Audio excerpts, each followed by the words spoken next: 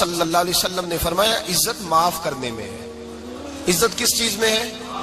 بدلہ لینے میں عزت۔ یہ حقائق ہے۔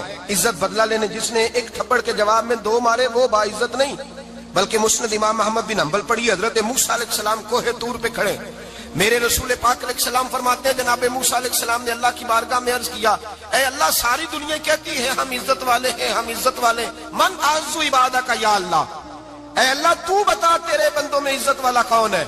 تو حضرت موسیٰ کہتے ہیں رب کریم نے فرمایا اذا قادر غفارا، جس کے پاس بدلہ لینے کی طاقت ہو پھر بھی معاف کر دے وہ بڑی عزت والا ہوا کرتا ہے۔ جو اینٹ کے جواب میں پتھر مار سکتا ہو، جو گولی کے جواب کے اندر 15 گولیاں مار سکتا ہو لیکن معاف کر دے وہ بڑی عزت والا ہے۔ عزت والا ہے جو معاف کرے۔ حضرت فخر جہاں دہلوی بہت بڑے درویش تھے، سلسلہ عالیہ چشتیہ کا بہت بڑا نام، اور اس صوفی کے آپ حالات پڑھیں تو رب کریم نے بڑا ہی نوازا ہوا تھا۔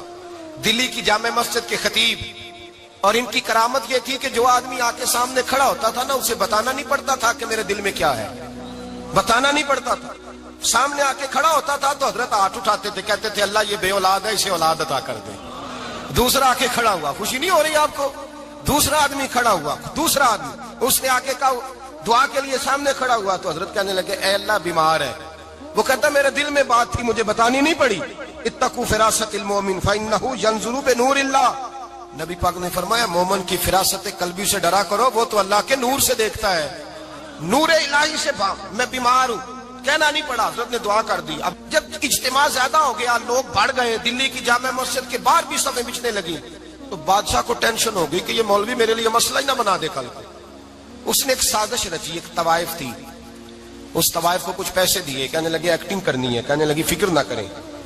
جمعے کا دن تھا، ہزاروں کا مجمع حضرت کے پیچھے جمعہ پڑھنے آیا، حضرت جمعے کی نماز پڑھا کے سیڑھیاں اتر رہے تھے، سائلین کا رش تھا، ادھر بھی لوگ تھے ادھر بھی لوگ، حضرت جا رہے، حضرت نیچے اتر رہے سیڑھیوں سے، دائیں بائیں لوگ ہیں، وہ بی بی آگے بڑھی اور اس طرح اس نے گفتگو شروع کی جیسے بڑا پرانا جاننے والی ہے۔ پتہ کیا لفظ ادا کرتی ہے؟ السلام علیکم، وعلیکم السلام، کیسی طبیعت ہے؟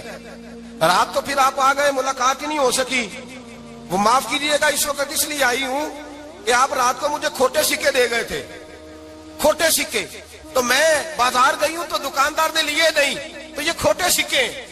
وہ جو دائیں بائیں لوگ تھے نا مد و جزر ہونے لگا، جو پیار میں کچے تھے وہ تڑپنے لگے کہ ہمارا پیر رات کو کہاں ہوتا ہے، ہم نے تو کبھی پوچھا ہی نہیں، ہم تو سمجھتے ہیں حجرے میں ہوتا ہے، یہ رات کو کہاں ہوتا ہے، کہاں ہوتا ہے رات کو؟ جنہ اندر عشق سمایا اونا نہیں پاج جانا، سارے ایسے نہیں ہوتے، جنہ اندر عشق سمایا اونا نہیں پاج جانا، پاویں سونے ملن ہزاراں آسانی یار بٹاؤنا۔ کچھ تو کھڑے تھے، کہنے لگے جو مرضی بھی ہو جائے، جو ہم نے دیکھا وہ دیکھ ہی کوئی نہیں سکتا، کوئی جو مرضی، کچھ مد و جزر کا شکار ہے۔ حالات بدلنے لگے، اب وہ بی بی اس طرح گفتگو کر رہی ہے جیسے بڑی پرانی جاننے والی ہے، کہنے لگی کھوٹے سکے دے گئے تھے، دکاندار نے لیے نہیں۔ حضرت کے چہرے پہ کوئی شکن نہیں آیا، آپ نے اپنا ہاتھ اٹھایا، جیب میں ڈالا، الٹا پیسے نکالے اور سیدھا اس بی بی کے سر پہ رکھا، کہنے لگے بیٹی فکر والی بات کوئی نہیں، تو مجھ سے اصلی سکے لے جا، جا اصلی سکے لے جا، تیرا کام ہو جائے، اور فکر نہ کرنا، پھر بھی ضرورت پڑے نا تو آ جانا، میں اصلی سکے دے دوں گا۔ یہ لفظ کہہ کے حضرت نیچے اترے تو وہ دوڑی ہوئی آئی، پلٹ کے آئی، پیروں میں بیٹھی، کہنے لگی بابا تو کس مٹی کا بنا ہے، کس نور سے تیری تخلیق ہوئی ہے، کس حسین مزاج کا تو مالک ہے؟ میں وہ بی بی جس کو سارے لوگ گندی نظر سے دیکھتے ہیں معاذ اللہ، اور میں فلاں بادشاہ کے کہنے پر ایکٹنگ کرنے آئی طوائف، اور میں تیرے دروازے پہ تجھے بدنام کرنے آئی ہوں اور تو نے مجھے بیٹی بنا لیا ہے۔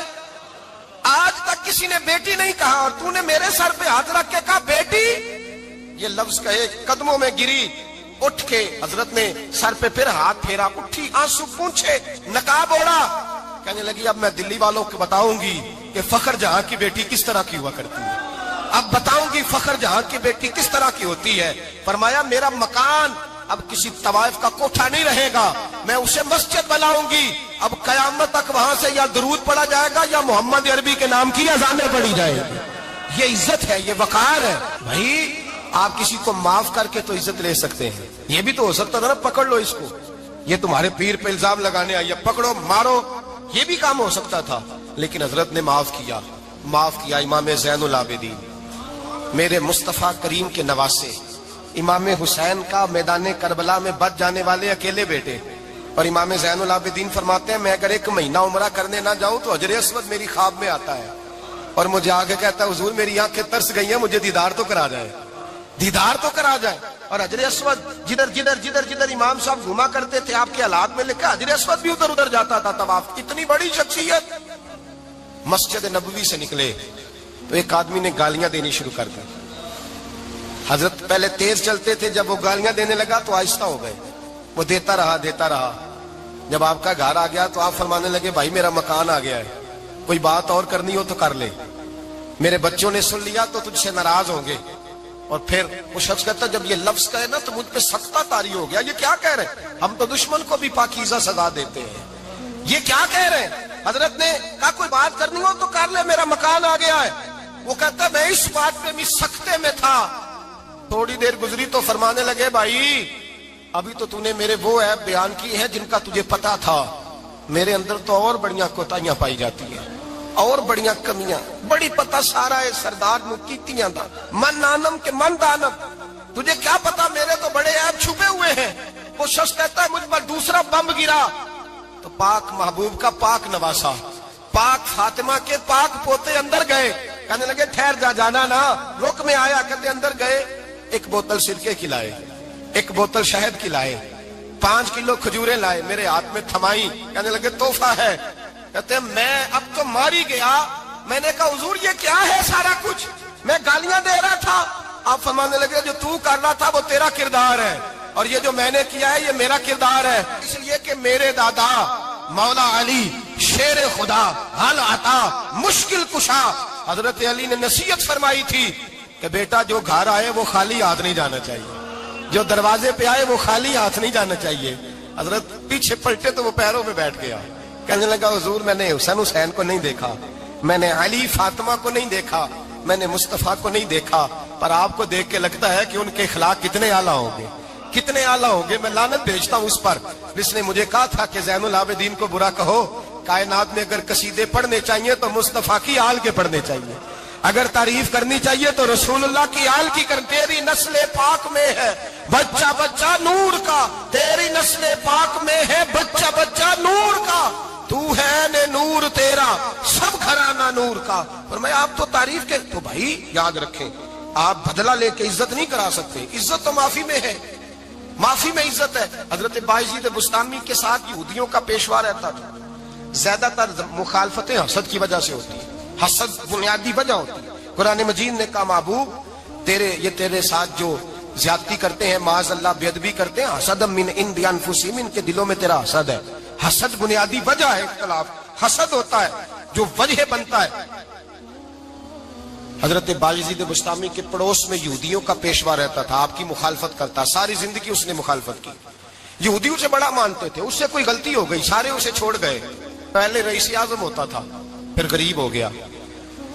ایک دن حضرت بایزید بستامی گھر آئے تو بچے کے رونے کی آواز آئی، زوجہ سے پوچھنے لگے اس کا بچہ کیوں روتا ہے؟ تو کہنے لگی آپ کو پتہ ہے نا اب لوگ اسے چھوڑ گئے ہیں تو گھر میں دیا نہیں جلتا، بچہ چھوٹا ہے اندھیرے میں روتا ہے۔ رات گہری ہو گئی تو حضرت بایزید نے اپنے گھر سے دیا اٹھایا، اپنے گھر سے دروازے پہ دستک دی، وہ باہر آیا تو جناب بایزید کا انداز کیا ہے، اس نے مخالفت کی زندگی بھر، انداز کیا ہے، باہر آتے ہی نا آپ فوراً اس کو بولنے نہیں دیا، کہنے لگے او بھائی سن لے میں پہلے بھی آ سکتا تھا، دیر سے اس لیے آیا ہوں کہ گلیاں سنسان ہو جائیں، لوگ سو جائیں، تجھے اور مجھے کوئی نہیں دیکھ رہا ہے کہ میں ہوں دوسرا تو ہے، اور تو مجھے اچھی طرح جانتا ہے بایزید وہ نہیں کہ جو نیکی کرے گا اور دنیا کو بتائے گا، میں تیرا راز بھی رکھوں گا۔ اور بچے تو معصوم ہوتے ہیں نا، فرمایا میرے بڑے ہو گئے تیرے چھوٹے ہیں، یہ پکڑ لے دیا گھر میں لے جا، اور میرا وعدہ ہے کسی کو ساری زندگی اس نے مخالفت کی۔ وہ شخص کہتا ہے مجھے بولنے کا موقع نہ دیا، دیا دے کے چلے گئے۔ اگلی شام پھر آئی، رات گہری ہوئی تو پھر دروازے پہ دستک ہوئی، میں باہر گیا، نیا چراغ نئی بتی نیا دیا، کہنے لگے دیکھ کوئی نہیں دیکھ رہا، میں اس وقت آیا ہوں جب تنہائی ہو اور تو مجھے جانتا ہے، میں غلط بات بھی نہیں کرتا، یہ دیا رکھ لے، میں کسی کو بتاؤں گا بھی نہیں۔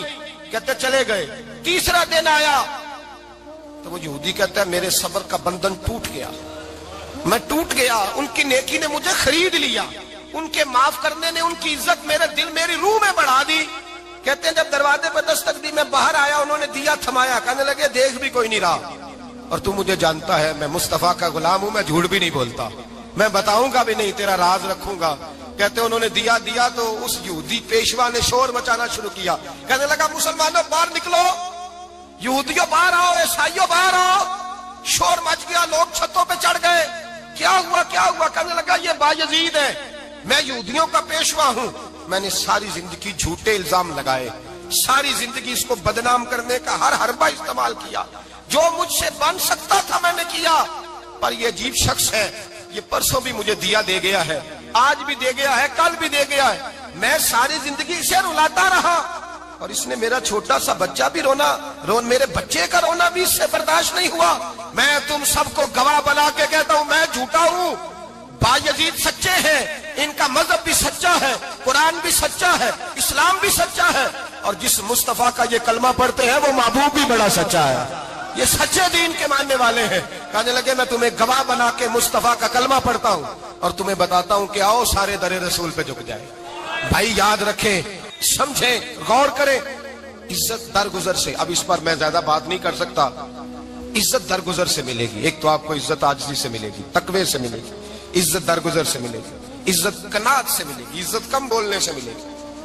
और अगर ज्यादा इज्जत लेनी है और इज्जत इतनी लेनी है कि छा जाओ दुनिया में, अगर छा जाने का शौक हो ना, तो फिर रब फरमाता है मेरे मुस्तफा की गुलामी कर लो, फिर मेरे नबी के हो जाओ। कुल इन कुंतुम तुहिब्बूनल्लाह फत्तबिऊनी युहब्बिबकुमुल्लाह, फरमाया तुम मेरे नबी के हो जाओ, दुनिया भी तुम्हारी और दुनिया बनाने वाला खुदा भी तुम्हारा हो जाएगा। तुम मेरे गुलामी मुस्तफा में इज्जत है, रसूलुल्लाह की नौकरी में, और कसम अल्लाह की बड़ी इज्जत है, बड़ी इज्जत है, बड़ा वकार है, बड़ा प्यार, बड़ा हुस्न है, बड़ी रानाई, बड़ा ठहराव है। यार वो जो लोग कहते हैं ना मैं पता नहीं कौन हूं, कहां का रहने वाला हूं, यार नहीं लोग पूछते तू कौन था, तेरी बरादरी क्या है, तू कहां का है, नहीं पूछते।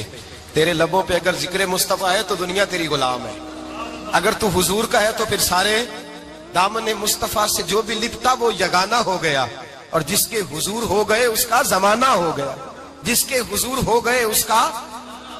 इकबाल कहते हैं कुव्वत इश्क से हर पस्त को बाला कर दे, और दहर में इसमें मोहम्मद से उजाला कर दे, और की मोहम्मद से वफा तूने तो हम तेरे, की मोहम्मद से वफा तूने तो हम तेरे, ये जहां चीज है क्या लौह कलम तेरे। रसूलुल्लाह की गुलामी इज्जत देती है, नबी पाक की नौकरी, अल्लाह करे आप बोल पड़े आमीन कहना, नबी पाक की गुलामी इज्जत है, हुजूर की गुलामी। यार बंदा बिल्कुल बेअमल हो ना, बिल्कुल, तो मेरी तरह दाढ़ी रख के पगड़ी बांध के बस में भी चढ़ जाए तो कई लोग सीटें खाली कर देते हैं, कहते हैं बुजुर्गो यहाँ आ जाए, हजरत जी यहाँ आ जाए, तो फिर इज्जत किस चीज की हुई? सुन्नत मुस्तफा की हुई ना, फिर इज्जत नबी पाक की सुन्नत की हुई ना, वकार की हुई ना। एक साहब, एक बच्चे ने दाढ़ी रख ली तो मुझे आके कहने लगे हजरत जी लोग बड़े बड़े लकब देने लगे हैं। मैंने कहा क्या? कोई कहता है हजरत साहब, कोई कहता है कारी साहब, कोई कहता है हाफिज साहब, कोई कहता है अल्लामा साहब। तो मैंने कहा तेरी मौज नहीं बन गई, 4 सालों में हिफज होता है, तुझे मुफ्त का लकब मिल गया है, से निजामी 8 साल में होता है, मुफ्त का अल्लामा बन गया है, तुझे वकार नहीं दे दिया अल्लाह ताला ने। इज्जत मेरे आला हजरत फरमाते हैं इज्जत दरे रसूल पे है, इज्जत हुजूर की। और आला हजरत ने एक बात लिखी है बड़ी कीमती, और मैं ना जब कभी परेशान होता हूं ना तो मैं ये वाली बात खोल के पढ़ता हूँ। आला हजरत ये बात ढारस बंधाती है, ढारस तवानाई देती है, पूरा मजमून बांधा है। आला हजरत कहते हैं बेरूपिया था मदारी, रूप बदल बदल के दिखाया करता था, बादशाहों से इनाम लेता था। एक दिन औरंगजेब आलमगीर के पास आ गया, कहने लगा मैं रूप बदलूंगा, अगर आप पहचान ना सके तो मैं इनाम लूंगा। आपने फरमाया मैं कोई ऐसे वैसा बादशाह नहीं, कहा मुझे धोखा देना मुश्किल है, कहा नहीं मैं रूप बदलूंगा। हजरत औरंगजेब आलमगीर बड़े नेक बादशाह गुजरे, बड़े परहेजगार आदमी, वो बेरूपिया कहने लगा मैं रूप बदलूंगा, आप नहीं पहचान सकेंगे। फरमाया चल जितना तेरे अंदर जोर है लगा ले। हजरत ने ऐलान किया कि मैंने फौजी भर्ती कर दे, 2 माह के बाद टेस्ट होगा। वो 2 महीने दौड़ता रहा, रंग रूप बनाता रहा, आया टेस्ट देने, 2-3 सिपाहियों का इम्तिहान लिया, उसकी बारी आई तो 10 रुपए दिए, कहने लगे तेरे आने जाने का किराया मैंने तुझे पहचान लिया है। कुछ दिनों के बाद जाने लगे सफर पर, तो भिखारी आ गए खैरात मांगने, उसने भी सारे मुंह पर स्याही मार ली, कपड़े फाड़ लिए, सर के बाल मुंडा लिए, भवें तक कटा ली, बदरंग होके आया, कासा आगे किया तो हजरत ने 10 रुपए डाले, कहने लगे तेरे आने जाने का किराया मैंने पहचान लिया है। कुछ दिन गुजरे तो टीचर की जरूरत थी, उसने मूछें बड़ी कर ली, दाढ़ी नकली लगा ली, सर पे जिना कैप पहन ली, एक शेरवानी ले ली और हाथ में छड़ी पकड़ के आया। کہنے لگا میں استاد ہوں، 2-4 بندوں کا امتحان لیا، اس کی باری آئی تو 5 روپے دیے، 10 روپے دیے، کہا تیرا کرایہ میں نے پہچان لیا۔ 2 سال گزر گئے، وہ جب بھی آتا حضرت پہچان لیتے۔ ایک دن سفر پہ جا رہے تھے، بہت بڑا لشکر تھا، جہاد کرنے جا رہے تھے اورنگزیب عالمگیر، تو دیکھا ایک پہاڑی ہے، پہاڑی پہ لوگ جا بھی رہے ہیں آ بھی رہے۔ اورنگزیب عالمگیر پوچھنے لگے یہاں کیا ہے؟ کہنے لگے ایک بابا جی بیٹھے ہیں دعا کرتے ہیں، اللہ کے نیک بندے ہیں۔ اورنگزیب کہنے لگے یار پرانے لوگ سارے ہی اللہ والوں کو مانتے، یہ بھی مصیبت آئی ہے جتنی نہیں آئی ہے، سارے لوگ ہی مانتے۔ کہنے لگے ذرا میں دعا نہ کرا لوں، اچھے کام جا رہا ہوں۔ اورنگزیب بادشاہ تھے، بادشاہ لوگ نازک مزاج ہوتے ہیں، گھوڑے سے اترے، بڑی مشکل سے پہاڑی پہ چڑھے، اوپر گئے تو لائن لگی ہے، بابا جی غار میں بیٹھے۔ کہنے لگے میں نے ملنا، میں اورنگزیب ہوں۔ انہوں نے کہا ہمارا بابا اس طرح کا پیر نہیں کہ امیر آئے تو رنگ اور ہو، غریب آئے تو اور ہو، یہاں اگر ملنا ہے تو لائن میں لگ جاؤ، سب ایک جیسے۔ اب لائن میں کھڑے ہو گئے، 50 آدمی آگے تھے، کہتے ہیں 51واں نمبر تھا، تھک گیا دھوپ میں کھڑا کھڑا۔ جب میں پہنچا غار کے دہانے تو میں نے بابا جی کے چہرے پہ نظر ڈالی تو بڑا نورانی چہرہ، بڑی خوبصورت لب و لہجہ۔ میں نے کہا میرے جیسا آدمی بھی پگڑی باندھ لے تو اچھا لگنے لگ جاتا ہے، بڑا خوبصورت انداز۔ کہتے ہیں میں ان کے پاس اتحیات کی حالت میں بیٹھ گیا، میں نے کہا حضور میں جا رہا ہوں جہاد کرنے، دعا کرنا۔ بزرگوں نے ہاتھ اٹھائے، اللہ اس کی مدد فرما، دین کو غلبہ عطا فرما، اسے دین کا سچا پکا سپاہی بنا۔ پھر تھپکی دی، 2-4 نصیحتیں بھی کر ڈالی، دیکھنا ظلم نہ کرنا، زیادتی نہ کرنا، جب تو جیت فخر نہ کرنا، غرور نہ کرنا، نصیحتیں بھی کر دی۔ کہتے ہیں اب جب میں اٹھا تو 2-4 دینار بطور نذرانہ مسلح کے نیچے رکھے، اور الٹے قدم جب میں غار سے اترا انہوں نے رومال جھاڑا اور اٹھ کے کھڑے ہو گئے، کہنے لگے آج نہیں تو نے پہچانا، آج نہیں تو نے پہچانا، میرا انعام بنتا ہے، آج نہیں پہچانا، لا پیسے۔ اورنگزیب کہنے لگا یار تو نے حد کر دی، کہاں چڑھا کہاں کھڑا رہا، دھوپ میں تھک گیا، کمال کر دی بھائی تو نے، بتا تو کیا لے گا، اب تو دیکھ جلدی بتا، اب کتنے لوگ پیچھے دھوپ میں کھڑے ہیں، لشکر سارا کھڑا ہے، کیا لے گا؟ اس نے کہا سب سے قیمتی ہیرے وہ ہیں جو تیرے سر کے تاج میں لگے ہوئے ہیں، مجھے تیرا تاج چاہیے۔ او بھائیو سننا اور یاد رکھنا، میرے اعلیٰ حضرت کہتے ہیں بادشاہ نے سر کے اوپر سے تاج اتارا، بہروپیے کے قدموں میں رکھا اور کہنے لگے یہ لے، اور یہ تو تیرا مانگنے پر میں نے دیا ہے نا، میں واپس آتا ہوں تو آنا میں اپنی مرضی سے بھی تجھے دوں گا، تو نے اورنگزیب جیسے بندے کو دھوکہ دیا، آنا میں اس وقت بھی دوں گا۔ وہ دے کر بس بات ختم ہو گئی، حد ہو گئی، دے کر کہتے ہیں جب میں پلٹا نا واپس، بہروپیے نے آواز دی بادشاہ ٹھہر جا، تو میں نے پلٹ کے دیکھا تو کہنے لگے یہ اپنا تاج لے جا، اٹھا اور لے جا۔ میں نے کہا 2 سال بیت گئے تجھے محنت کرتے، آج قابو آیا تو لے جاؤں، کہنے لگا لے جا، مسئلہ سمجھ میں آ گیا۔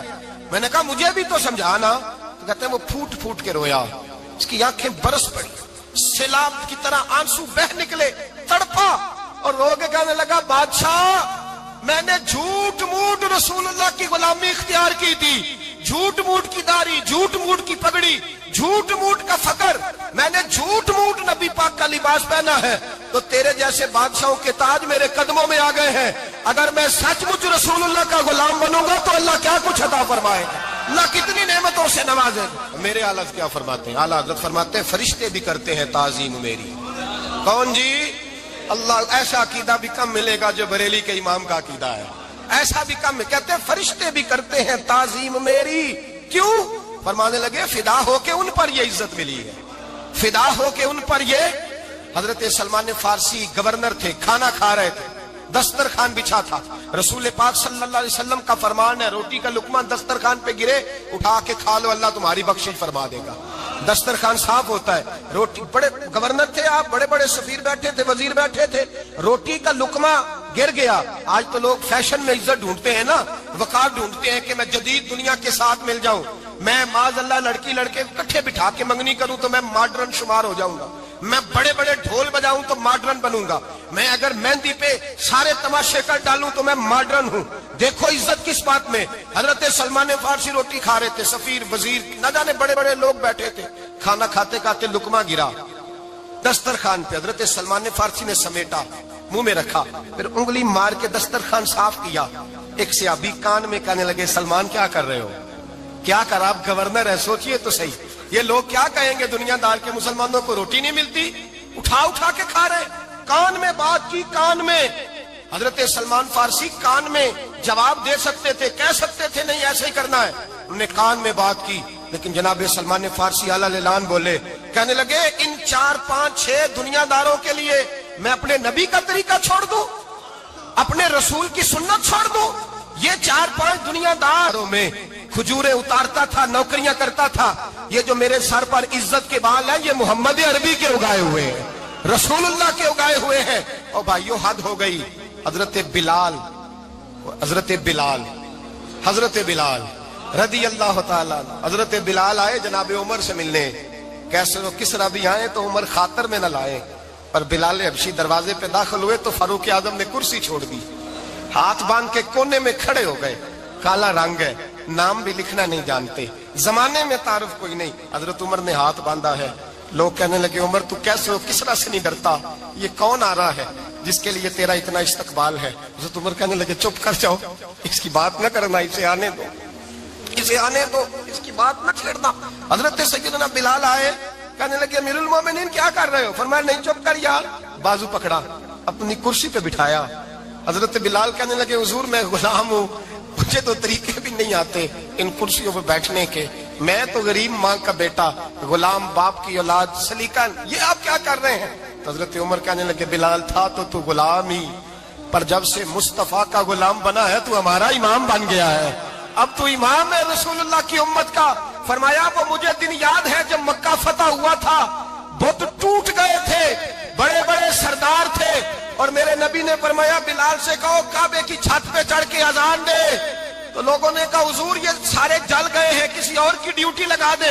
حضور نے فرمایا چپ کرو، بدر میں مار کھا کے اذان پڑے تو بلال، احد میں پتھر برسے اذان پڑے تو بلال، تپتے صحراؤں میں پڑے تو بلال، ہر جگہ مار کھائے تو بلال۔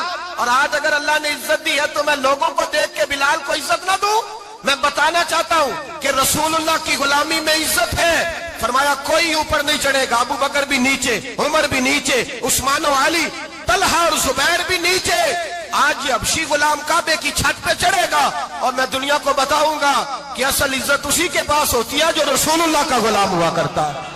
بھائی یاد رکھیں عزت حضور کی غلامی میں ہے، نہ یہ دیکھو میری برادری کیا کہتی ہے، رمضان کا مہینہ ہے، 10واں روزہ ہے، حضرت خدیجہ کا یوم وصال ہے، نہ دیکھو دنیا کیا کہتی ہے، یہ دیکھا کرو رسول اللہ کیا کہتے ہیں۔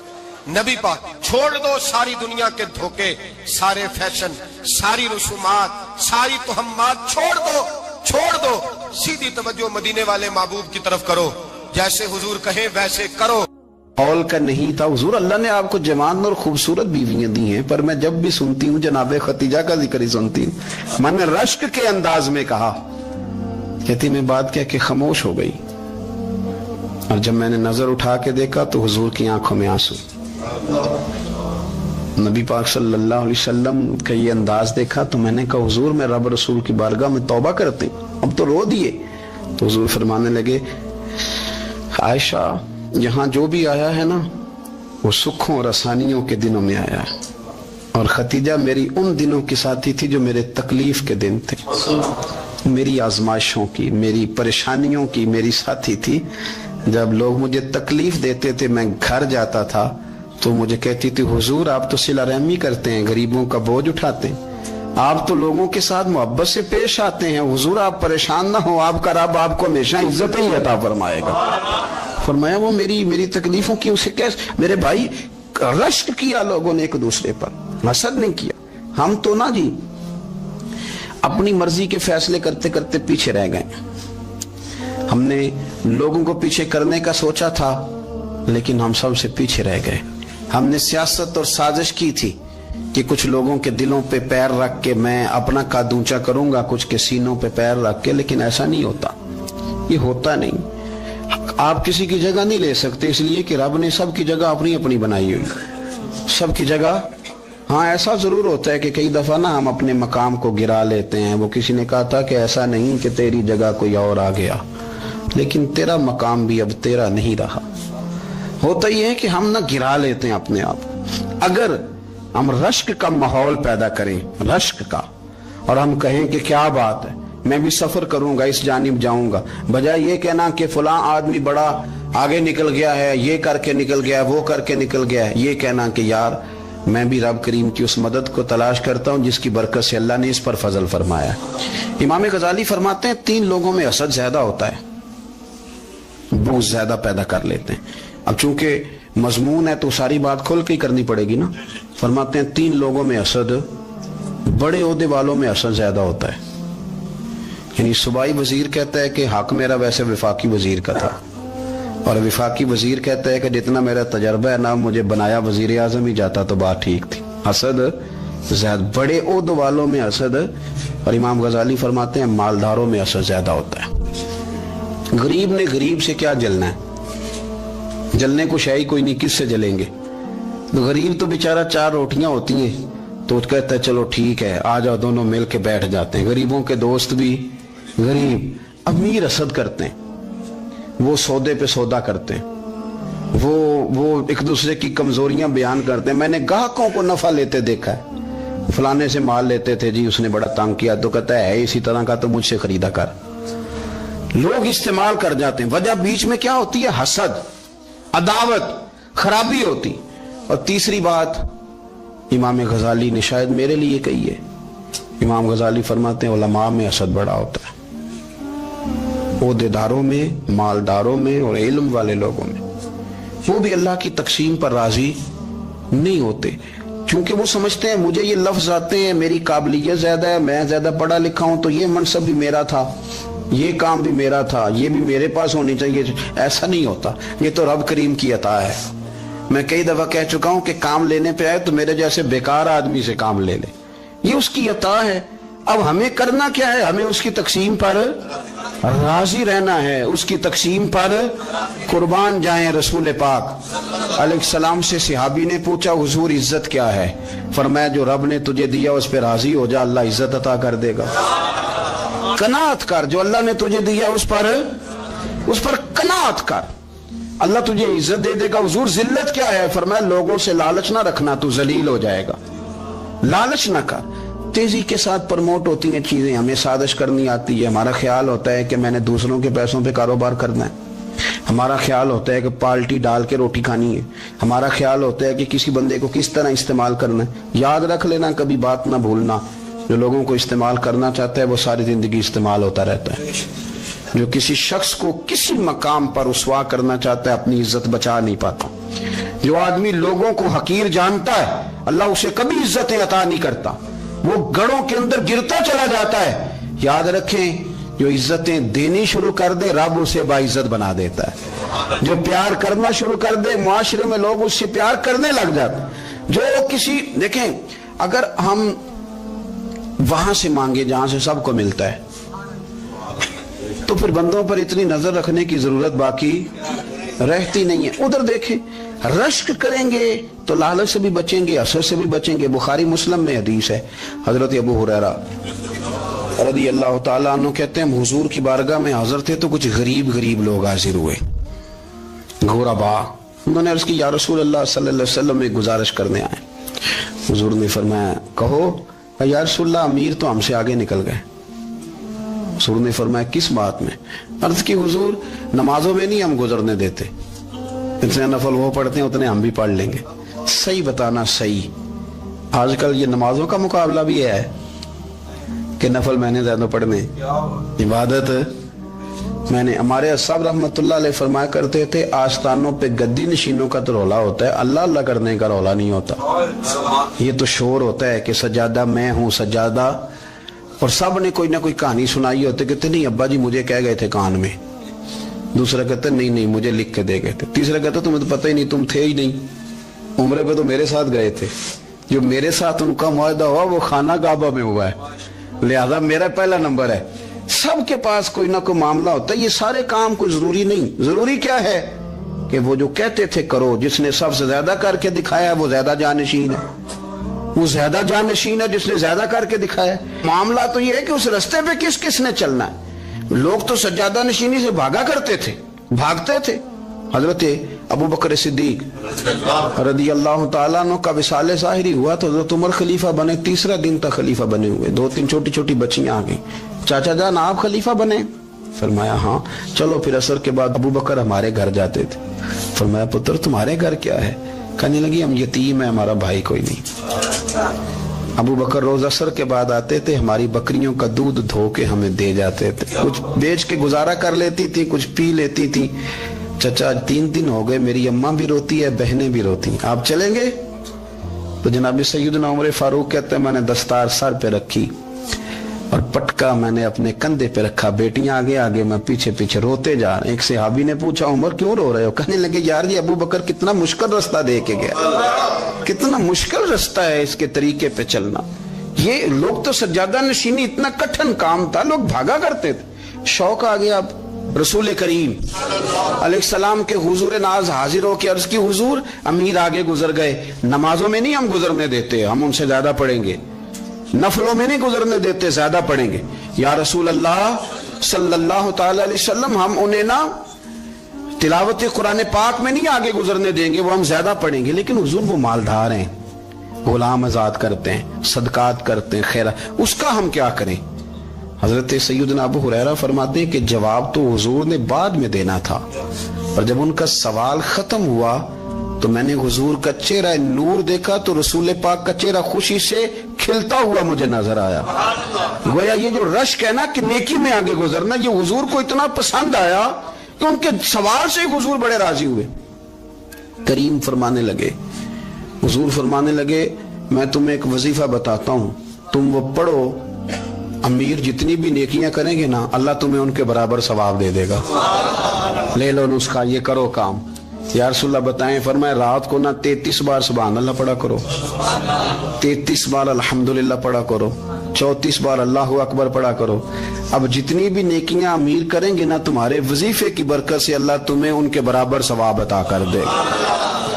اب جناب ابو ہریرہ کہتے میں نے ان کے چہرے دیکھے تو مجھے یوں محسوس ہوا کہ جس طرح کسی بندے کی کھوئی ہوئی رقم مل جائے تو وہ راضی نہیں ہوتا. کھوئی ہوئی رقم مل جائے تو بڑا جیسے کوئی اس کے ہاتھ, چلیں اپنا ترجمہ کر لیتے ہیں, کمیٹی نکلنے پہ نہیں بندہ بڑا راضی ہوتا کہ 11 مہینے سے دے رہا تھا 10 مہینے سے چلو نکل ہی آئی ہے, شکر ہے اللہ کا, بڑا خوش ہوتا ہے بندہ, بڑا راضی ہوتا ہے. اس طرح ان لوگوں کے چہرے کھل اٹھے. کیا بات ہے حضور, بس اب نہیں ہم گزرنے دیتے. گھر چلے گئے, وظیفے پڑھنے لگے. کچھ دنوں کے بعد ان میں سے کچھ لوگ واپس آئے. حضرت ابو ہریرہ کہتے ہیں مجھے چونکہ وہ پرانی بات یاد تھی تو میں دلچسپی سے ان کا آنا جانا دیکھنے لگا. وہ کریم کی بارگاہ میں آ کے بیٹھے تو ان میں سے ایک شخص بڑی پریشانی کے ساتھ کہنے لگا حضور بڑی پریشانی لگ گئی. فرمایا کیا ہوا؟ عرض کی یا رسول اللہ صلی اللہ علیہ وسلم وہ جو آپ نے وظیفہ بتایا تھا نا, میرے کچھ پڑوسی امیر ہیں وہ تو انہوں نے بھی سن لیا ہے. حضور رات میں نے سنا ہے, وہ مالدار بندہ ہے, صدقے خیرات بھی بڑے کرتا ہے, غلام بھی بڑے آزاد کرتا ہے, پر وہ بھی سوتے وقت 33 بار سبحان اللہ پڑھ رہا تھا. وہ تو اس نے بھی سن لیا حضور, وہ بات یہاں سے نکلی ہے, جانے کہاں کہاں پہنچی ہے, تو وہ بھی پڑھ رہا تھا. حضور اب کیا بنے گا؟ تو کہتے ہیں اس کے سوال پر بھی میرے حضور بڑے ہی مسکرائے. باقاعدہ دہک ہو گیا حضور کے, دہک ہو گیا. سرکار کھول کے نہیں مسکراتے, لیکن آج حضور اتنا مسکرائے کہ میں نے حضور کے مقدس دانتوں کی زیارت کر لی. دہک ہو گیا باقاعدہ حضور کا. حضور فرمانے لگے انہوں نے بھی سن لیا حضور, اور سن کے پڑھنا بھی شروع کر. اب بات کو سمجھیں کہ کسی امیر نے یہ نہیں کہا کہ یہ تو غریب کے لیے وظیفہ تھا. میں کہتا ہوں اللہ اللہ کا مزاج ہی نہیں. مزاج یہ کہ سیاست کیسے کرنی ہے, چکر کیسے چلانا ہے, کوئی کہانی کیسے سنانی ہے. ادھر ان کو ملا, حالانکہ بات تو غریبوں سے ہو رہی تھی. حضور وہ تو انہوں نے بھی پڑھنا شروع کر دیا. اب ہم کیا کریں؟ تو رسول کریم نے فرمایا وہ بھی پڑھ رہے ہیں, حضور پڑھ رہے ہیں, تو فرمایا ذالک فضل اللہ یؤتیہ من یشاء. بھائی پھر یہ تو اللہ کا فضل ہے نا, وہ جسے چاہے عطا کرے. اب یہ حضور نے کہہ دیا تو حضرت ابو ہریرہ کہتے ہیں میں نے پلٹ کر ان لوگوں کے چہرے دیکھے, قربان جائیں, میں نے پھر ان کے چہروں پر اطمینان دیکھا, میں نے سکون دیکھا, اس لیے کہ وہ سمجھ گئے جب رب فضل کرے تو پھر فضل کے معاملے میں اللہ کے بندے بحث نہیں کیا کرتے. وہ مطمئن ہو کے گئے, کہنے لگے حضور پھر ٹھیک ہے, اگر مالک اس طرح تقسیم کر رہا ہے تو پھر ہم راضی ہیں اپنے رب کریم کی رضا پہ. اپنی زندگی جب آپ بڑی محبت سے قرب و جوار سے تشریف لاتے ہیں, میں قرآن و سنت کے بہت سارے عنوانات دیکھ کے آپ کی خدمت میں ایک بات عرض کروں, اپنی ساری توجہ اپنے رب رسول کی جانب مائل کریں. جتنا آپ دائیں بائیں دیکھیں گے نا اتنا گاڑی کے ٹکرانے کا خطرہ بڑھ جائے گا, وسوسے زیادہ آئیں گے, الجھ جائیں گے. اتنا زیادہ دائیں بائیں نہ دیکھیں, یہ کیا کر رہا ہے، فلانا کیا کر رہا ہے، فلانے کا یہ معاملہ کس طرح کا تھا، نہ نہ نہ، آپ توجہ اللہ کی جانب رکھیں. دیکھیں میرا اور میرے رب کا معاملہ ٹھیک چل رہا ہے، اللہ رسول کے ساتھ میرے معاملات ٹھیک ہیں. یہاں تو آپ کسی کی اصلاح کریں گے، دعوت دیں گے یا دعا کریں گے، تنقید کی تو ویسے دین میں اجازت نہیں ہے. آپ نے یہاں کسی کی اصلاح کرنی اور وہ درد کے ساتھ کرنی، اور یہاں کسی کے لیے دعا کرنی ہے کہ یا اللہ اس بندے پہ رحم فرمائے، سے بدل دے. تنقید کی اور طنز کی تو اجازت. اپنا معاملہ رب کریم کے ساتھ، ہماری سوچیں کس طرح کی ہیں، ہمارے اندر ماحول کس طرح کا ہے، وہ چونکہ دلوں کے حال جانتا ہے. اور نبی پاک صلی اللہ علیہ وسلم نے فرمایا نہ تمہاری جیبیں دیکھتا ہے نہ تمہارے چہرے دیکھتا ہے، وہ تو جب دیکھتا ہے تمہارا دل دیکھتا ہے. اس کی کیفیت کیا ہے؟ حضرت انس بن مالک رضی اللہ تعالیٰ عنہ فرماتے ہیں، اس حدیث کو یاد رکھیے گا، حافظ منذری نے ترغیب و ترہیب میں لکھی ہے. فرماتے ہیں کہ حضرت انس بن مالک رضی اللہ تعالیٰ عنہ فرمانے لگے کہ ایک حضور کے ایک غلام، ایک صحابی بیمار تھے، تو حضور نے فرمایا انس چلو تیمارداری کرتے ہیں. کہتے ہیں حضور کے ساتھ گئے، نبی پاک صلی اللہ علیہ وسلم پہنچے. جب ہم نے اس شخص کو دیکھا تو حضرت انس کہتے ہیں ہم پریشان ہو گئے، چونکہ ہم نے اسے بڑا صحت مند دیکھا تھا، وہ کمزور ہو گیا، وجود پر بہت سارا گوشت دیکھا تھا، اب ہم دیکھ رہے ہیں کہ وہ ہڈیاں ہی ہڈیاں رہ گئی ہیں، چہرہ بڑا بارونق تھا، اب کمزوری ہو گئی.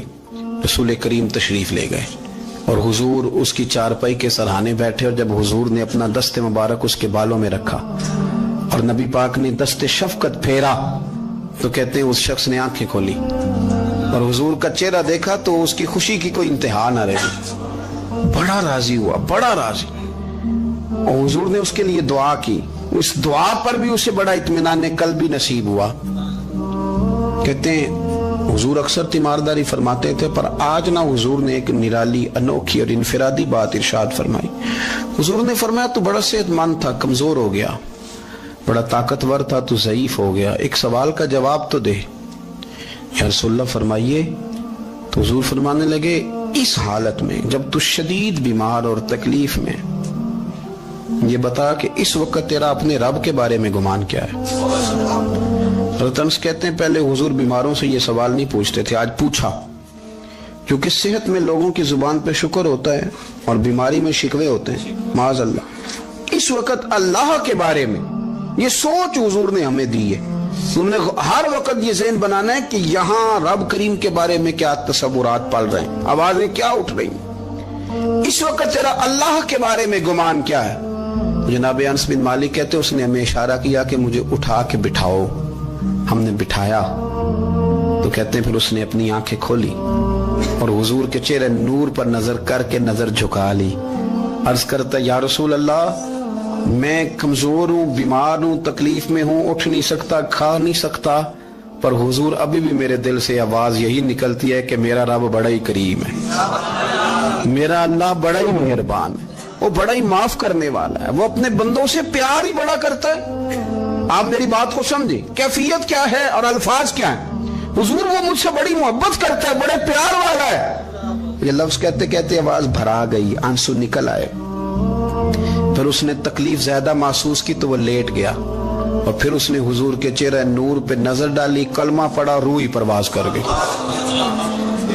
حضرت انس بن مالک فرماتے ہیں ہم اس کے گھر سے نکلے اور جب حضور اس کے کمرے سے باہر آئے تو رسول کریم نے پلٹ کر رک کر پھر پیچھے دیکھا اور فرمایا انس اگر کسی جنتی کی زیارت کرنی ہے تو میرے اس غلام کا چہرہ دیکھ لو.